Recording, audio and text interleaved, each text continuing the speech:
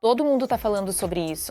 Trump foi atacado ao vivo. Uma briga pesada foi capturada pelas câmeras. A visita do presidente acabou em um grande escândalo ao vivo. Choque. Kadyrov está à beira da morte. Um processo irreversível está começando na Chechênia. Moscou está nervosa. Os chechenos esperaram um momento e agora estão indo contra Putin. Um golpe que destrói tudo em seu caminho.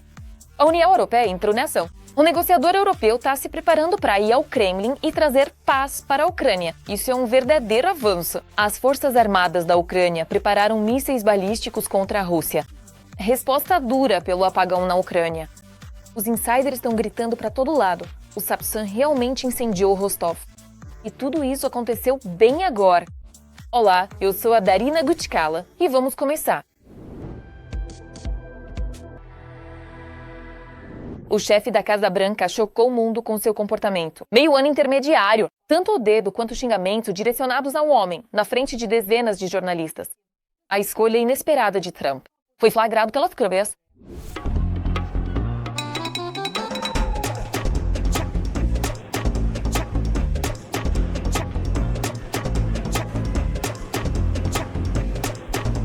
Como ficou sabido, o conflito estourou durante a visita do presidente dos EUAs à fábrica da Ford em Detroit. Lá, o político se envolveu descaradamente em um conflito com um funcionário da empresa. Tudo começou quando o homem gritou uma frase na direção do presidente, defensor de pedófilos, referindo-se às discussões em torno dos arquivos não revelados de Epstein. Trump não conseguiu controlar suas emoções e, obviamente, pode pagar caro por isso. Nos EUSA está crescendo uma verdadeira tempestade e a sociedade exige a divulgação completa dos arquivos do caso Epstein. Os opositores pressionam abertamente a Casa Branca, acusando a equipe de Trump de atrasar o processo de propósito. A tensão aumenta, as suspeitas se multiplicam e cada pausa só joga mais lenha na fogueira. O próprio Trump nega qualquer ligação com o financista, mas o ceticismo na sociedade só aumenta. São um verdadeiro escândalo. Na Chechênia, estão às pressas procurando um substituto para Ramzan Kadyrov. Dondon, que se autodenomina o soldado de infantaria do presidente Putin, aparentemente está gravemente doente e não lhe resta muito tempo. Segundo a mídia, ele sofre de uma forma aguda, necrose do pâncreas e problemas renais. É o que escreve o The Times. De acordo com a publicação, o criminoso de guerra aparece cada vez menos em público e, quando sai, já não consegue ficar sem a ajuda de médicos. Por exemplo, durante a sua estadia em Moscou para participar de uma reunião do Conselho de Estado, durante a presidência de Putin, no dia 25 de dezembro, ele foi forçado a sair sem se despedir, indo para o hospital em uma ambulância. O próprio chefe da Chechênia já não esconde que não lhe resta muito tempo de vida. Se acreditar nos boatos, eu não vou viver até a velhice. Bom, eu não quero viver até a velhice. Quero morrer enquanto todos ainda me amam e respeitam. Na opinião dos jornalistas, a julgar pelos acontecimentos recentes, Kadyrov parece estar preparando o seu terceiro filho, Adam, de 18 anos, como sucessor. Acredita-se que cerca de 100 membros da família Kadyrov ocupam cargos diversos na administração chechena, o que é o maior número entre todos os funcionários da Rússia. Em segundo lugar está Putin, que, segundo os jornalistas russos, nomeou 26 de seus parentes para cargos de liderança. No entanto, ao que tudo indica, Putin realmente não simpatiza com esse candidato. Nos círculos do Kremlin, eles têm sua própria lista de favoritos para substituir Kadyrov. A aposta é aceita ou no comandante militar Abkhtia Laudinov ou no político radical de segurança Adam Delinkanov. Ambas as opções são consideradas controláveis e suficientemente duras em Moscou. As negociações urgentes para alcançar a paz passaram para um novo patamar. A Europa decidiu tomar tudo em suas próprias mãos. Está nomeando seu próprio negociador para dialogar com Putin. É o que escreve o Político. A Europa só pode manter suas linhas vermelhas, como o potencial futuro da adesão da Ucrânia à OTAN, se a UE tiver um lugar à mesa de negociações. Ficou sabido que a iniciativa já foi apoiada pela França, Itália, Comissão Europeia e vários outros Estados-membros. E agora a principal questão: quem afinal vai assumir a responsabilidade? O ministro do governo da Itália observou que seria apropriado considerar o ex-primeiro-ministro Mario Draghi para o papel de negociador. Ao mesmo tempo, vários diplomatas apontam o presidente da Finlândia, Alexander Stubb, como um possível candidato. Considerando seus contatos com Donald Trump e a proximidade direta da Finlândia com a Rússia, Em Bruxelas, porém, enfatizam que o cargo de representante especial ainda não existe oficialmente e que discutir nomes específicos neste momento é considerado prematuro. As Forças Armadas da Ucrânia prepararam um caldeirão de vingança para os russos. O míssil ucraniano Sapsan invadiu duramente o território inimigo.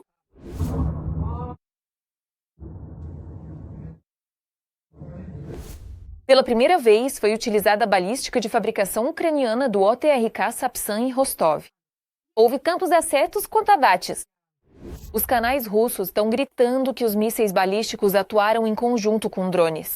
Provavelmente, como resultado da destruição feroz, os reservatórios de derivados de petróleo na área da fábrica foram para o espaço. Em Rostov, hoje à noite, a cidade inteira está coberta de fumaça. Está tudo fumegando. Atrás do prédio, por toda a cidade é a mesma coisa. Bombeiros, ambulâncias, também está saindo fumaça dali. A cidade inteira está tomada pela fumaça.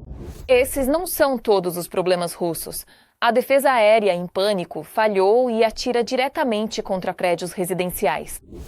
Seguidores, o segundo drone acertou este prédio. Já é o quarto só nesta noite.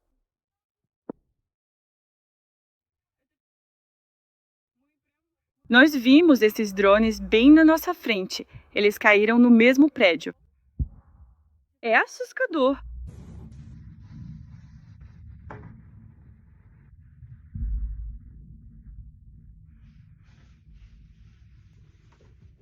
Durante a noite, os russos atingiram prédios residenciais com um míssil de defesa aérea e espalharam destroços sobre carros e uma área de casas particulares. Foi dali que ele decolou.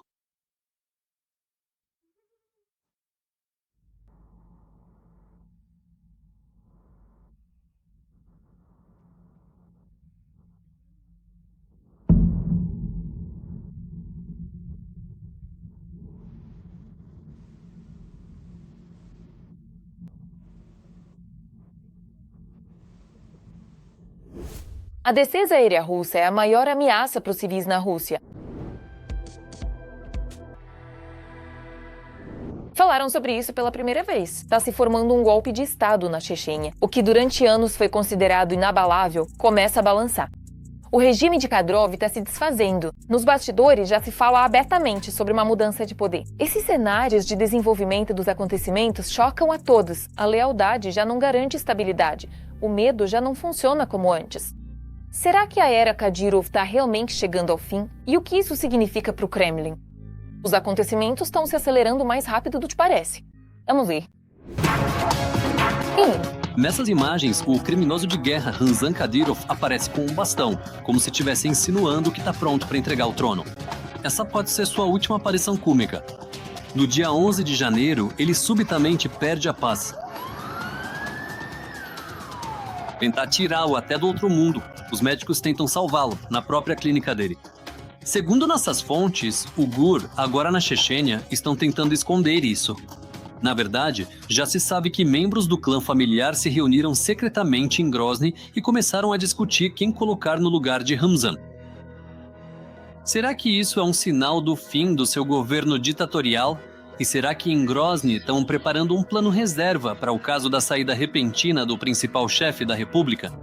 Nós reunimos todas as opções possíveis, organizamos tudo direitinho e vimos mais do que apenas uma doença. Mas vamos falar sobre tudo isso por partes. Essa já é a segunda internação de emergência dele nas últimas semanas. Ele foi até Moscou para prestar reverência, mas não conseguiu chegar até a Casa Branca. Sobre os graves problemas nos rins e no pâncreas, a mídia já falou mais de uma vez. Quando o Kadyrov apareceu em público pela última vez, até mesmo a olho nu era possível perceber sinais de uma pessoa gravemente doente. E, embora o chefe do exército TikTok da Chechênia garanta que está absolutamente saudável, será que suas visitas repentinas às clínicas não sugerem o contrário? E a hospitalização anterior não seria um indício disso? De que seu corpo já não obedece sempre? Sim, no verão, Ramzan Kadyrov quase se afogou no mar Egeu enquanto descansava no resort de Bodrum. No entanto, os médicos turcos conseguiram reanimá-lo a tempo. Depois disso, em sua residência, ele subiu numa bicicleta ergométrica e pedalou com tanta determinação que perdeu quase 20 quilos. Mas Dom Kadyrov não conseguiu manter a forma física mais enxuta por muito tempo. Seu corpo e rosto começaram a inchar novamente, e no fim das contas ele acabou sendo internado de repente em um hospital de Moscou. Ele desaparece completamente dos radares por uma semana inteira. No entanto, após uma semana de silêncio, ele finalmente recorre às redes sociais e declara novamente: "Não estou doente." Uau! Como tá sua saúde? Como vai você? O clima agora é de muita luta e de uma persistência constante. Nós Voltaremos e, como seres conscientes com espírito de luta, analisaremos se o guerreiro do tic-tac às vezes mente. Porque você pode enganar as pessoas, mas definitivamente não pode enganar a Lijinka, com quem ele tanto gostava de dançar. Enquanto isso, aparecem sinais na mídia que também podem ser lidos nas entrelinhas. Kadyrov está preparando o seu sucessor, como se previsse que não lhe resta muito tempo. O filho de Ramzan Kadyrov recebe um novo cargo. Agora, Akhmat Kadyrov é vice-primeiro-ministro da República. Kadyrov age como um ditador, como um tirano, e, consequentemente, ele tenta garantir ao máximo que eles ocupem cargos de liderança. Mas será que a situação na própria Chechênia vai mudar se supormos que Kadyrov morra de repente e a República do Cáucaso seja governada por seu filho ou até mesmo por outra pessoa, mas não por um indicado de Moscou? As mensagens que nossa principal diretoria de inteligência e o Serviço de Inteligência Externa transmitiram são de que o estopim que pode acender na Rússia, na verdade, começará pelo Cáucaso. Enquanto o Kremlin está envolvido na guerra na Ucrânia, sua vigilância sobre o Cáucaso diminui. Especialistas estão convencidos de que o vácuo de poder pode ser rapidamente preenchido por jogadores do Oriente Médio. Em toda essa história sobre o corredor de Zangezur, árabes estão atuando ativamente lá, assim como os turcos. Será que eles percebem isso em Bilokâmia? Retórico. E o que vai acontecer com a Chechênia se o capanga de Putin for levado para o inferno? Pelo diabo, vai haver uma luta pelo Kona? E o principal, será que os chechenos comuns são capazes de se levantar contra o regime ditatorial de tantos anos e contra a ocupação? Nem recursos militares, nem humanos para se rebelar e mudar algo por conta própria. Nesse momento, a Chechênia não tem isso. Por isso, na verdade, não restam muitos cenários possíveis. O primeiro, óbvio, a Chechênia será liderada por quem o principal ditador apontar. Putin. Nesse caso, ele simplesmente joga uma moeda pro alto. Sobre quem recairá a responsabilidade? Quem reagirá mais rápido? Por isso, darei meu apoio. Portanto, a possibilidade de sucessores na forma dos filhos de Kadyrov é mais uma ficção. Mesmo que o próprio palhaço checheno do Kremlin queira passar o trono para os seus filhos, isso não terá validade sem a permissão de Putin. Existe um regime desse tipo estabelecido na Chechênia?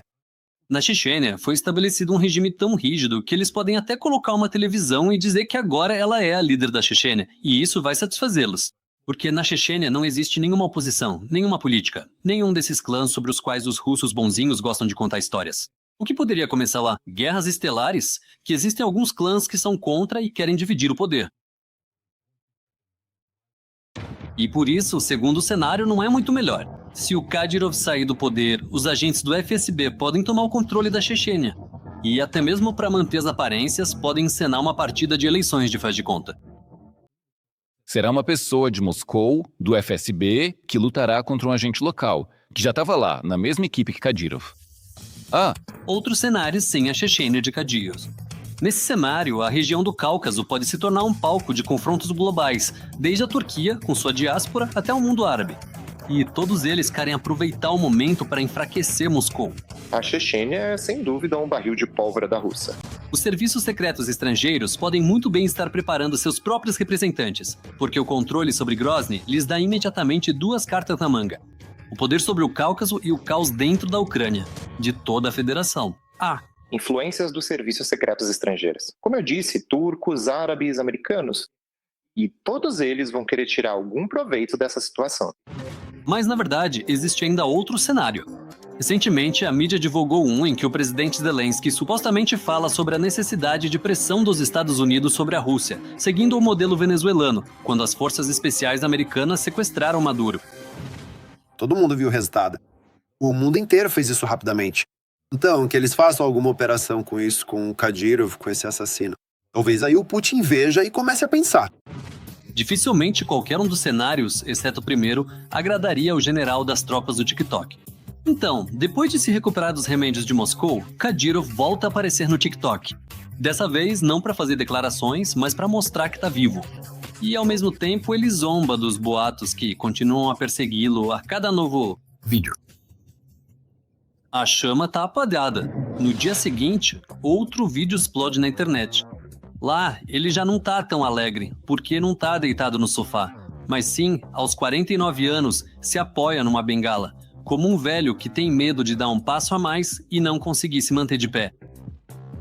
Curiosamente, a primeira vez que viram Kadyrov com uma bengala foi ainda em 2024. Naquela época, ele também claramente não se sentia seguro em pé. Mas naquela vez, Ramzan se recuperou. Desta vez, após a última internação, ele parece tão desamparado e lamentável quanto antes. Mas voltemos a Lisinka, que, com um movimento simples, demonstrará claramente a diferença em relação ao enérgico Kadyrov. No século XXI, com movimentações animadas no dia 24. E assim, é como um cadáver ambulante. Ele mal conseguia arrastar os pés, tentando dançar a lesguinka. Em 2025... O homem tá realmente gravemente doente. A pessoa tá de fato seriamente, profundamente doente, e sim, sua vida é mantida a qualquer custo. Provavelmente, os melhores dos melhores médicos estão tentando fazer com que ele viva o máximo possível, porque a Rússia investiu bilhões enormes em sua imagem, em sua promoção. A Rússia investiu bilhões enormes. O próprio Kadyrov admitiu mais de uma vez a jornalistas locais. Ele quase nunca tira férias. Mas da última vez, por algum motivo, ele tirou férias até 4 vezes, e isso só oficialmente. E a última de Ano Novo, na verdade, se estendeu por quase 2 meses. Sente-se no tapete. Esse é o melhor. Será que chegou a hora dele tirar uma licença por tempo indeterminado, da qual nem os melhores médicos conseguirão salvar esse criminoso sanguinário? A pergunta continua em aberta. Se eles estiverem ouvindo, eu chego lá e não vou sobreviver. Vitaly Afanasienko, Facts, Votalia Maratona, Notícias Unidas.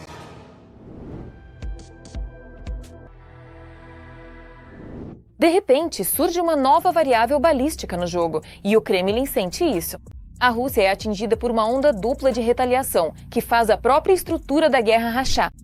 Londres toma uma atitude que deixa Moscou em estado de febre. Estão preparando para a Ucrânia armas de um nível completamente diferente. A geografia dos golpes dolorosos já está trafrada. Não há como voltar atrás. Quando começa a nova fase e por que Putin já não tem onde se esconder? As primeiras previsões. Bem, agora, o Reino Unido planeja fabricar e entregar à Ucrânia mísseis de longo alcance Nightfall.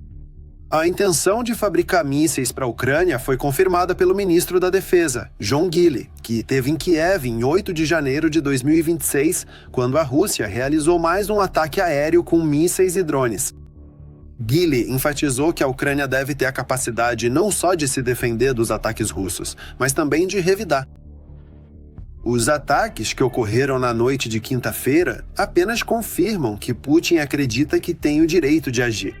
Impune, atacando áreas civis com armamento moderno. Nós não vamos tolerar isso.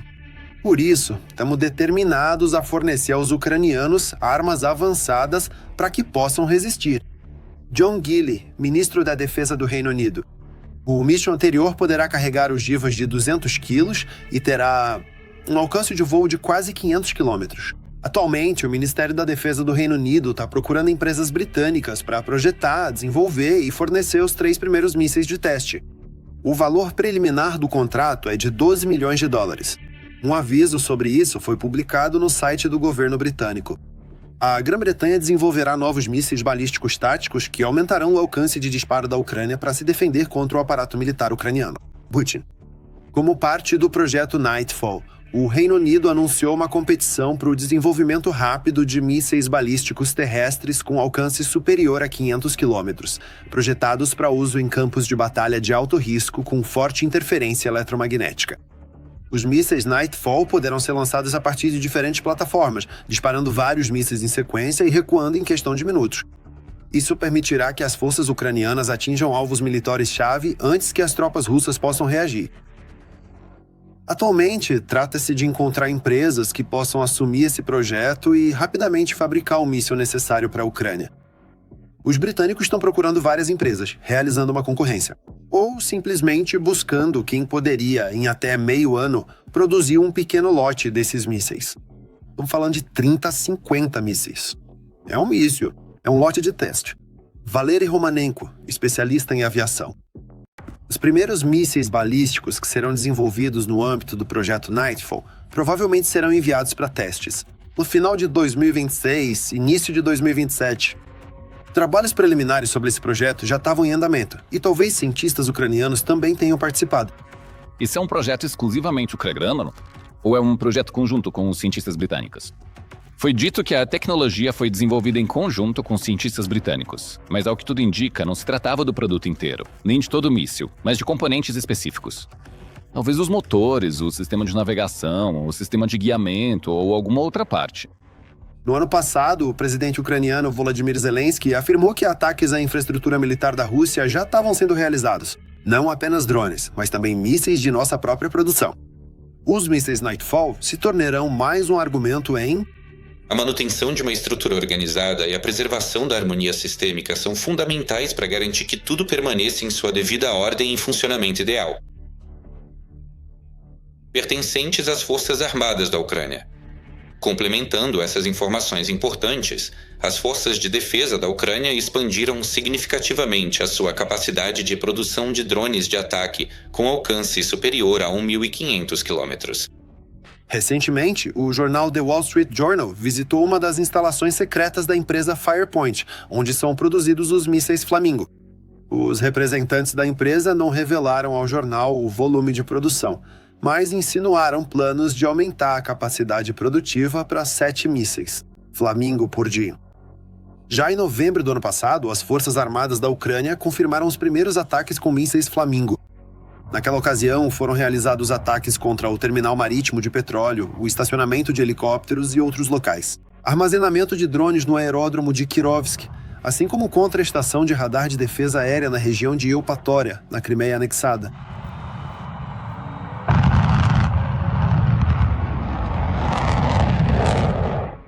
A empresa precisou de pouco mais de um ano para que as ameaças sobre os Flamingos se transformassem em ações reais. O projeto do míssil Nightfall do governo britânico pode se tornar realidade muito mais rápido. E a presença de mais um míssil de longo alcance no arsenal das Forças Armadas da Ucrânia será um argumento de peso, tanto no campo de batalha quanto na mesa de negociações.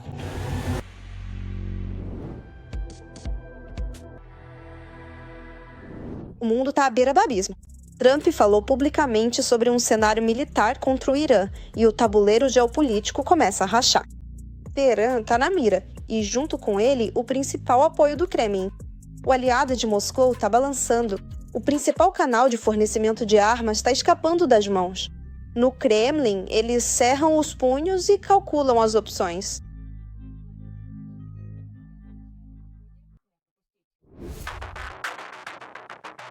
O Irã está em chamas. Os manifestantes não desistem, mas também não é fácil derrubar a tirania. Enquanto isso, o Teherã oficial ainda tenta de todas as formas reprimir a revolta. Mas não se trata de compromissos ou negociações com manifestantes, algo que as ditaduras gostam. Eles resolvem os problemas com repressão. E a mídia estatal retrata as manifestações em massa no Irã como ataques de terroristas.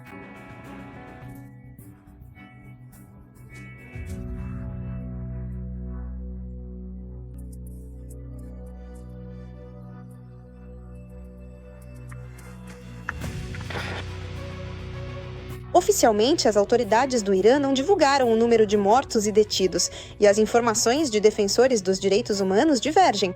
Segundo alguns dados, trata-se de mais de 500 mortos, incluindo militares e agentes das forças de segurança.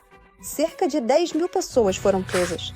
Uma organização iraniana de direitos humanos confirmou o assassinato de pelo menos 192 manifestantes. Ao mesmo tempo, médicos de 2 hospitais disseram a jornalistas da BBC que em apenas 2 dias, mais de 100 corpos foram levados até eles. Já há informações sobre vários milhares de mortos. Ninguém consegue dizer números exatos. Em parte porque a internet no Irã foi cortada. Quando cortaram a internet, que foi na quinta-feira, já ficou claro que as autoridades estavam muito nervosas. Até então, eles tentavam manter um ritmo de repressão não tão severo. É claro que isso não é muito severo pelos padrões da República Islâmica. Mas, em particular, o número de vítimas indicou que havia muito menos do que em protestos anteriores. Mas, assim que a internet foi desligada, é claro que surgiu uma sensação de certeza sobre o que iria acontecer. Escalada. Os Estados Unidos prometem prestar auxílio aos manifestantes. Trunfo! O Irã alertou publicamente que outros estados intervirão caso o regime do Ayatollah recorra à violência letal contra os manifestantes. O senador republicano Lindsey Graham pediu publicamente ao presidente americano que eliminasse o líder supremo do país, o Ayatollah Ali Khamenei. Segundo ele, o atual regime iraniano é a principal fonte de instabilidade no Oriente Médio, e a permanência dos ayatollahs no poder, em sua opinião, só agrava a crise na região. Este é o Hitler do nosso tempo. É um nazista religioso. É uma pessoa horrível. Já passou da hora dele ir embora. O povo quer que ele saia. Só que Trump não tem pressa, não só de ouvir Graham, mas também de cumprir suas ameaças. A mídia ocidental informa que o presidente americano, por enquanto, está apenas analisando uma série de opções de intervenção militar na situação do Irã, em resposta à repressão brutal dos protestos. Entre elas estão tanto um ataque militar direto quanto métodos alternativos de pressão, operações cibernéticas e novas sanções. Em resposta às ameaças de Trump, o Irã declarou que se Washington atacar Teherã, eles vão atacar Israel e todas as bases americanas na região. Trump, pelo que imagino, só vai intervir militarmente na situação do Irã. Somente em um caso, se ele tiver absoluta certeza de sucesso. Ele definitivamente não precisa agora de uma guerra prolongada com resultado incerto. Ele, na verdade, está se apresentando como pacificador. Parou guerras e, se ele as iniciou, foi como na Venezuela.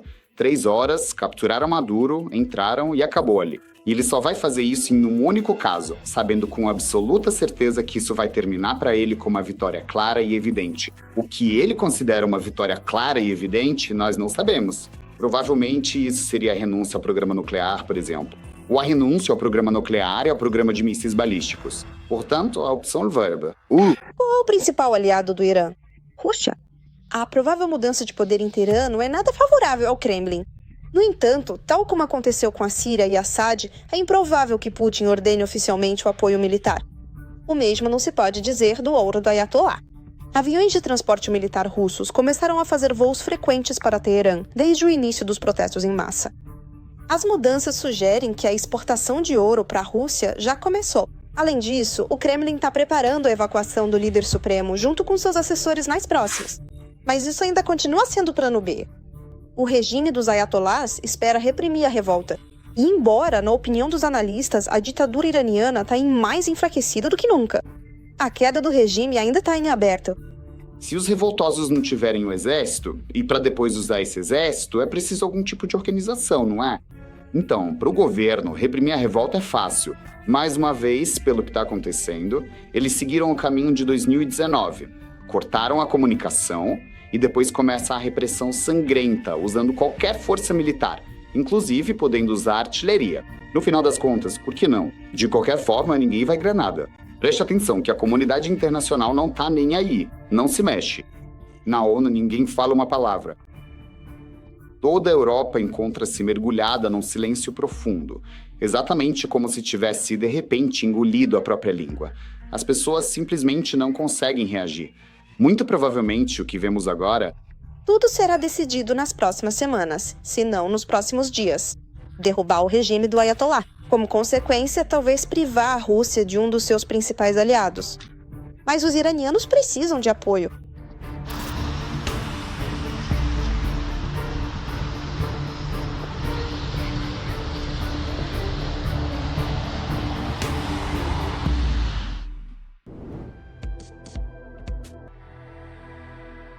Com isso, encerramos a nossa edição. Continuamos acompanhando em tempo real os acontecimentos mais importantes para contar tudo a vocês em primeira mão. Não se esqueça de se inscrever. Até a próxima!